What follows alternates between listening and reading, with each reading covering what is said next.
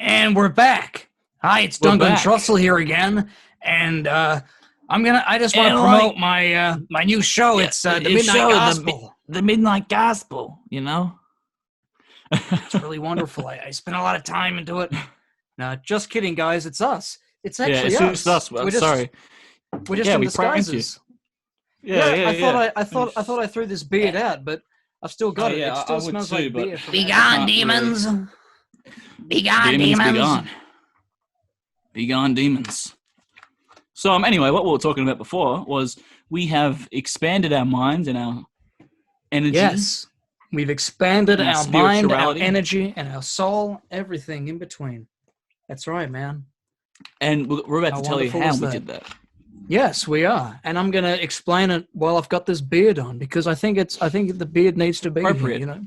It's Very appropriate appropriate for the occasion. Our spiritual adventure that we've gone This through. just keeps tickling the hell out of my nose.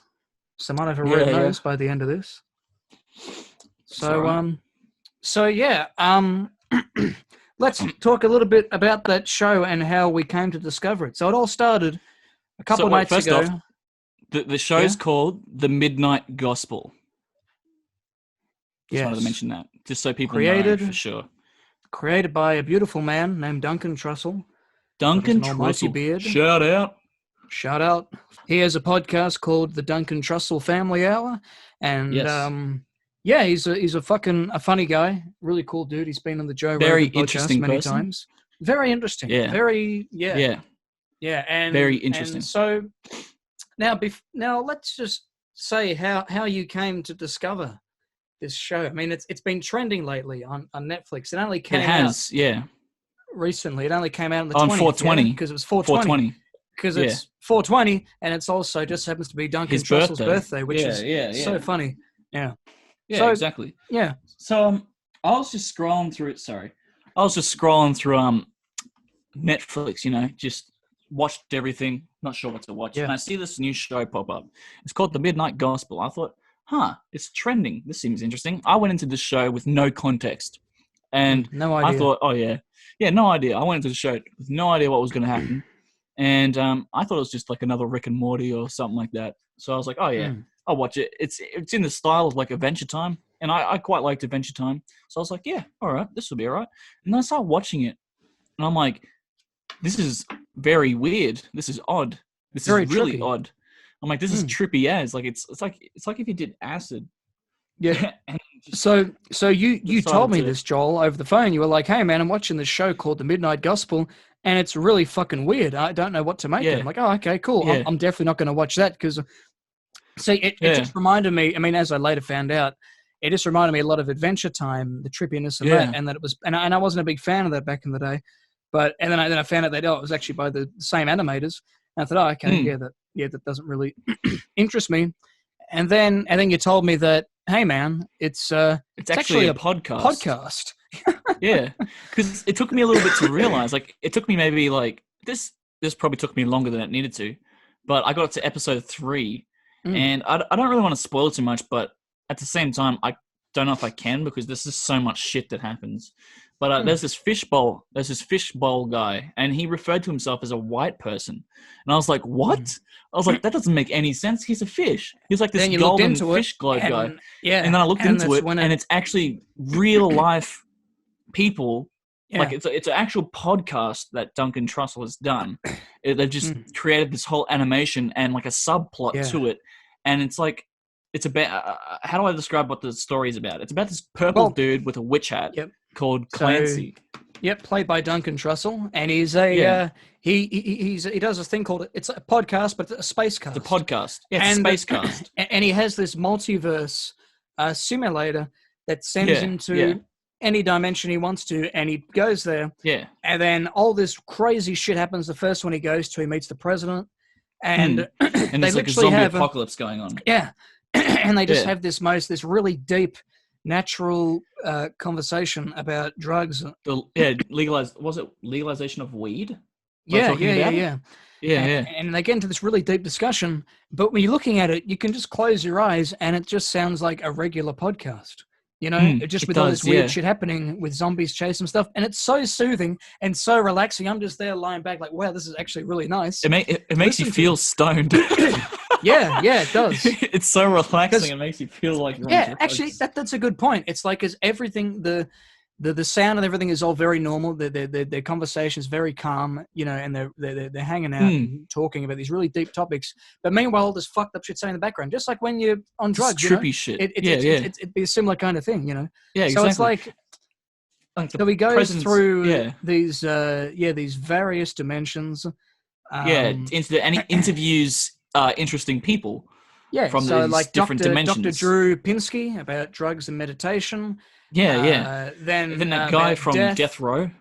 That's right. Yep. Guy from Death Row and his experiences magic with and enlightenment. Magic, That's right. That was really interesting. Really interesting, stuff. And they make, because it's based, you know, these are, the majority of them, I think, except for maybe one or two, they're actually just like 20-minute bits taken from his podcast. Podcast, right. Because it goes through like all these really deep topics about, you know, like suffering, like existentialism, rebirth, all this kind of stuff, and then it finally reaches this really intense subject about death and the cycle of life, and that's in the final episode. We won't give away too much, but it's really, I don't know if you can really spoil it, because the information's been out there since 2013 on what's happened, so it's not really a spoiler.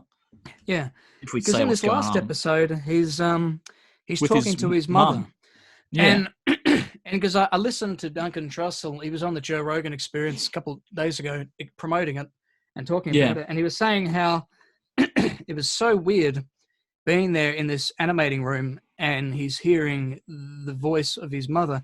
Now, because when in real life he did this podcast with her it was her idea 2 weeks before she died of breast cancer, and and they get into this really deep conversation.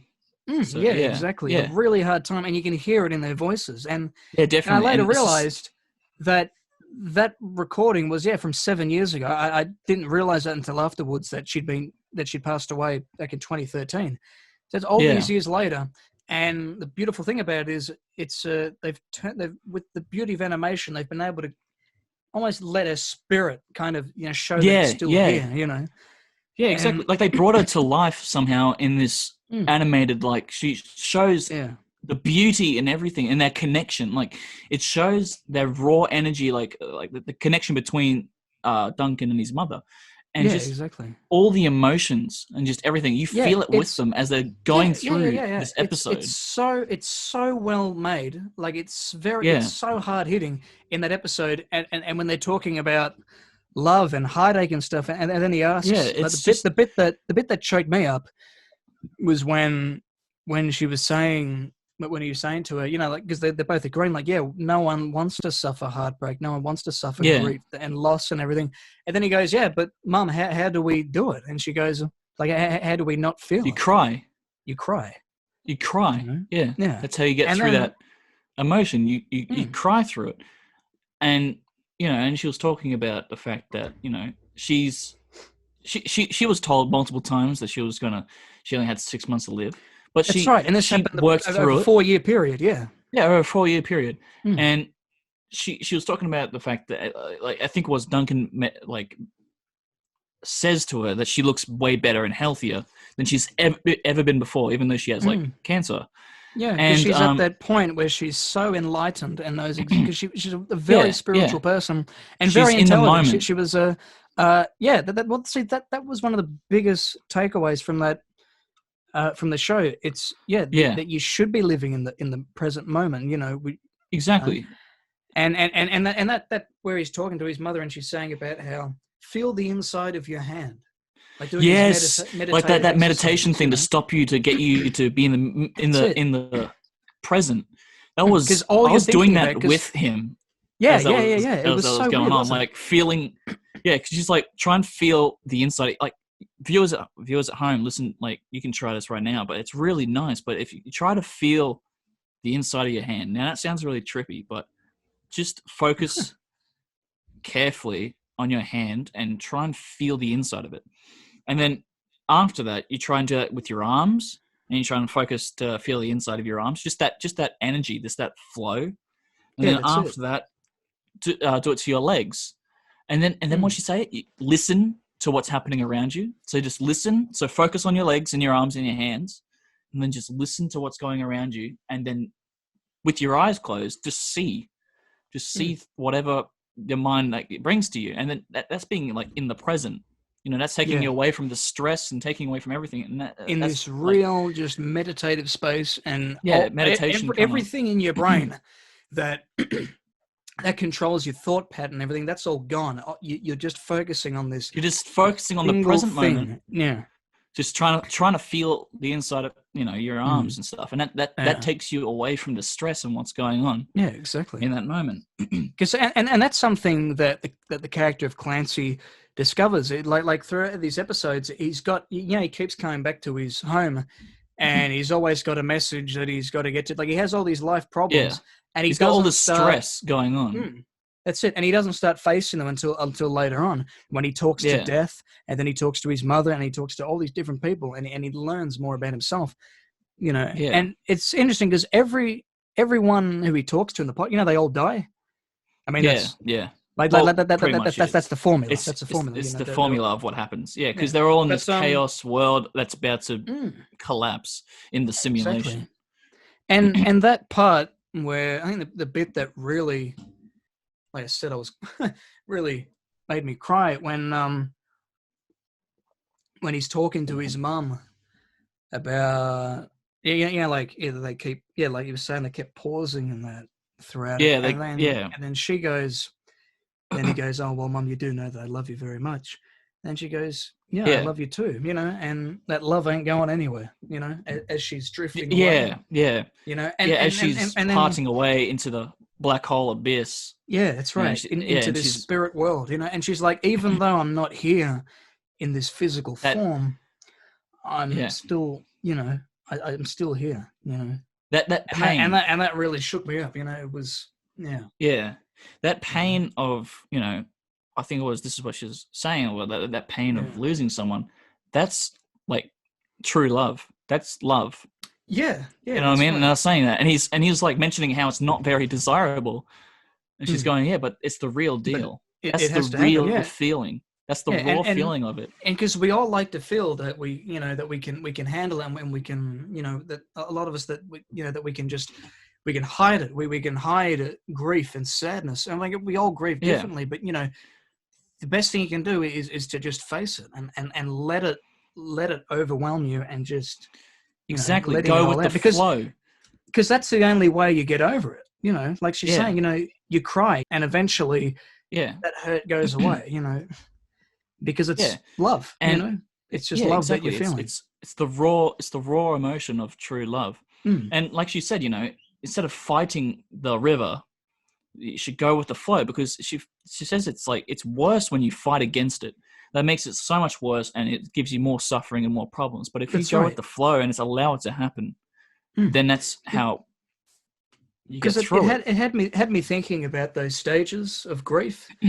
And I think they're right, because it takes time, and you go through all these different definitely. patterns and that, and then you do eventually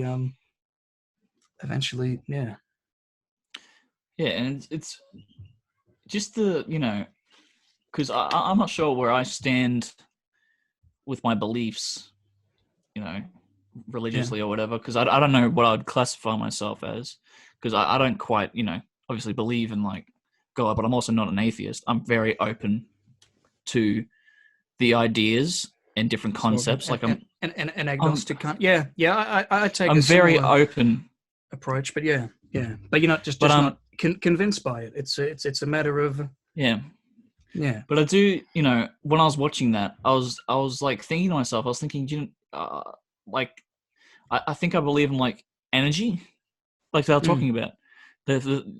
She may be gone, her physical form is gone, but she's still there, like that. That's right. Energy. And the reason why it hurts so much is because you love them so much, and that love is still always there, because you never forget about them. It's so strong. That's why. Yeah. And I think it hits harder. That episode hits harder when you've like lost people as well, or you've been through it. you know, and it just kind of like reminds you, but it's also so true. Like the way that she's like explaining it as well. It was very comforting and also very like, even though it's still sad really and comforting. sad, but yeah, it's like, yeah, it's nice to know, okay, you know, yeah. And like kind of like how she was drifting off into space, how she was so like okay with it though, because she was talking about like this is her in real life. Like she's just okay with it. Yeah. You know, she's just going with the flow of what's happening in life, and you know that's the way how she's just so comfortable with that. Yeah. It shows the. I don't know. It was comforting to know. I don't know how I'm explaining this right now, but she was so like comfortable with what was happening that it's kind of like a reassurance.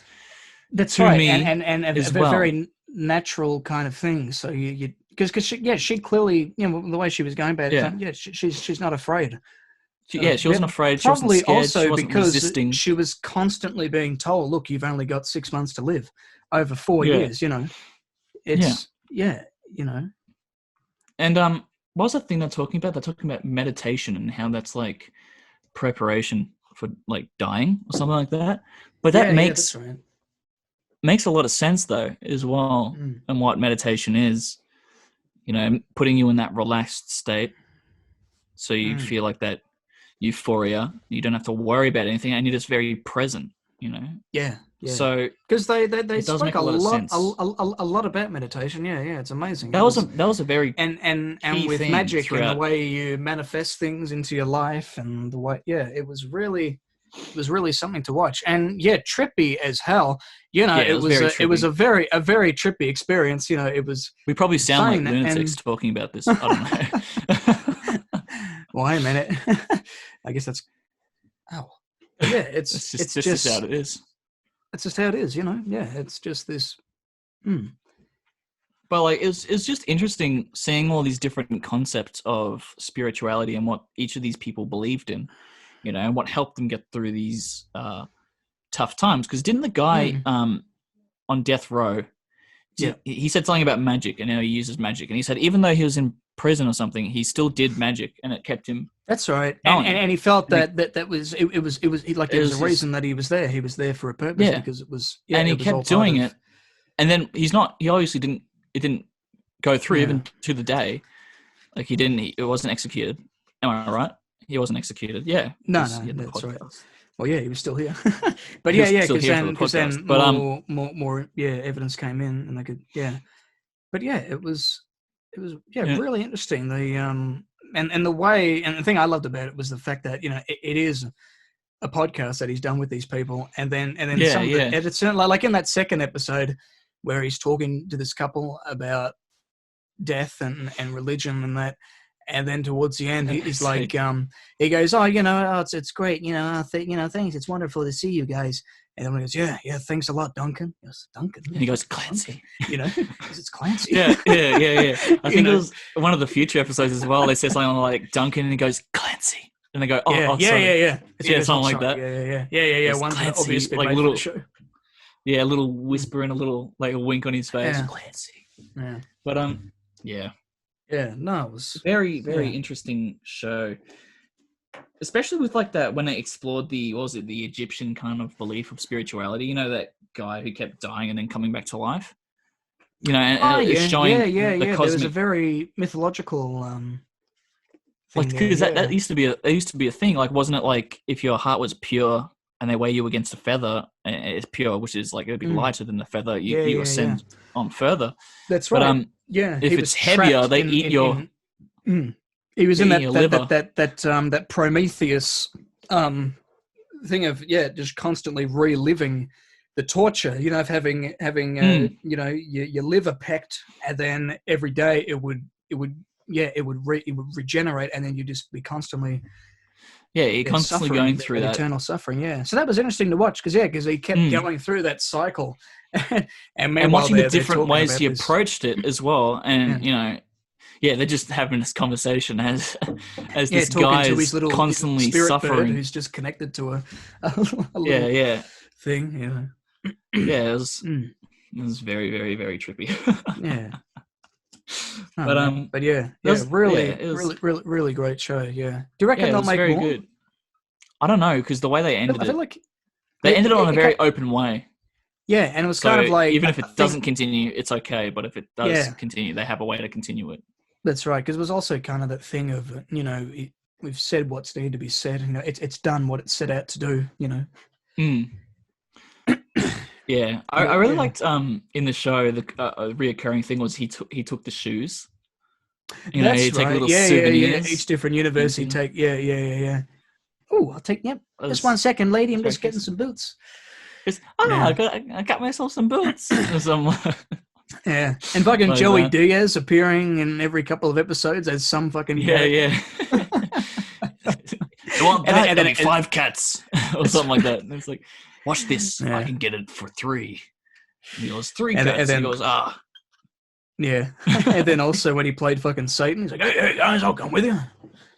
Oh yeah, that was an interesting episode too. That was I don't know if you noticed this, but a lot of those characters that popped up in that episode were from those. What are those cards that people play with that are like spiritual cards?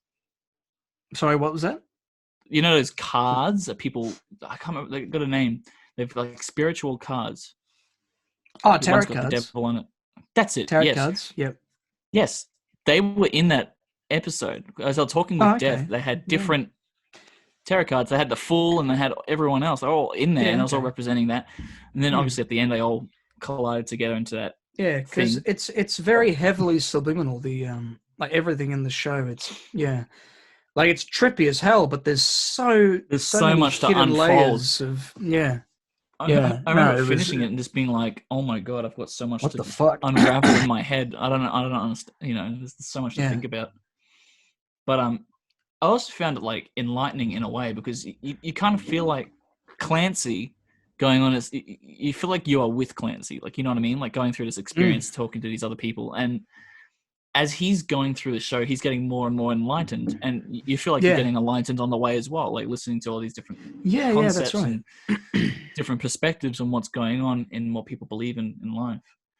And it's just interesting. But Duncan Trussell, man. Very fucking interesting guy. Very interesting guy. I just So I mean, both checking him out on Rogan the other day. Just some of the shit he says. It's just he's been through a fair bit. Oh yeah, and like that. Got some stories, man. Jeez, man. Do you reckon we should try and get him on the show one day? That would be. Could you imagine? That'd be pretty cool. He would have a lot. Well, we should reach out. Yeah. Well, if you're listening, Duncan Trussell, if you're interested, we're not going to make you catch a plane here because that's probably that's very much illegal. But if you'd like to do a Zoom call with us, just pop on Zoom and just have a chat. Man. Chill chat. Trussell. Hit us up. Hit us up, boy. Well, we'll hit you up. We'll start it. We'll start this. We'll start it. We just want you to, go with the flow. No, we want you to join us. Let's try and I don't know. How do we seduce him? We go, hey, Duncan, come on our show. Do a little dance. Do a little dance. Lights, man.